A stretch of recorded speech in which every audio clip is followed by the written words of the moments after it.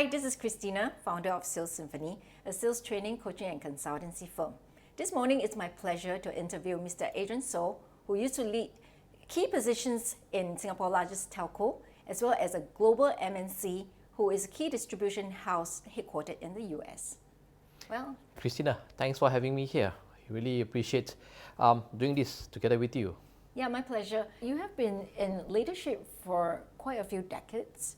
So, in your opinion, what are the more popular or effective sales leadership styles that bring about results? Well, a sales leader are the ones that basically walk the talk, right? It is important when they mention of a strategy, right? Okay. It gets implemented. So the people within that organization says that, okay, this leader is one that has substance, not that one that talk a lot, but in the end really doesn't come up with anything. And that's why sometimes you see companies has got change of management because unfortunately there are people who come in because of their ability to sell themselves, and the actual fact that the delivery is key in terms of they're not able to deliver what they are committing. So a good sales leader are the ones that paints a strategy and gets it executed and personally hold themselves accountable. So ownership, right? Joint ownership, right? Yes, and rally the sales team to join in this cause to achieve a common objective. When I was serving you and your team, I personally know that you are very hands-on, you're very in touch with the ground. Yes. Yeah, so that is something that even as a vendor, I fully respect that kind of leadership. Yeah, it's important because then the people within the team knows that the leader himself are the ones that are able to roll up the sleeve and help them to achieve a common objective. Adrian, you have worked with so many sales leaders. So who are some of those who inspire you? I can think of my most recent encounter. When I joined my current firm, I had a personal note of welcome from the president of the organization. And that made me feel belong, that made me feel recognized, and it really gives me a drive to make sure that I do it my best to help contribute.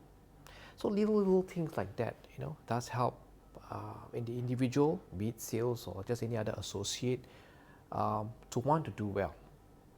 It doesn't mean that it has to be a big step that is being done by the leader, to create this motivation. Oh, the personal touch that every employee is important, right? So in this case, yes, it was a personal touch that literally touched me and wanting to. It certainly gave me the drive to wanting to give my best. The best salesperson should maybe be the CEO in that sense.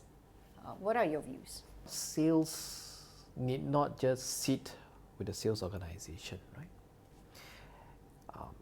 Sales should be across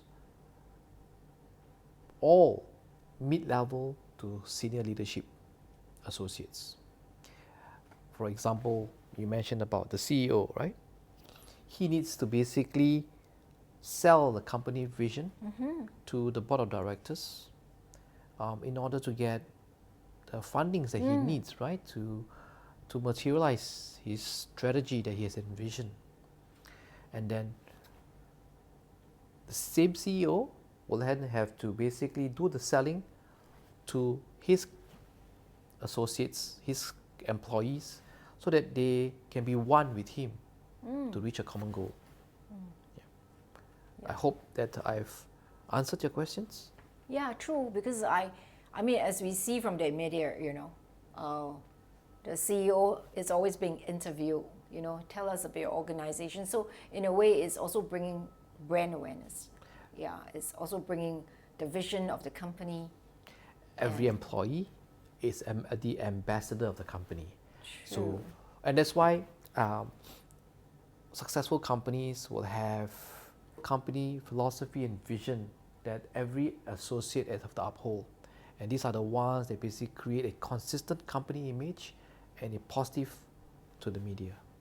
And everybody is a sales individual.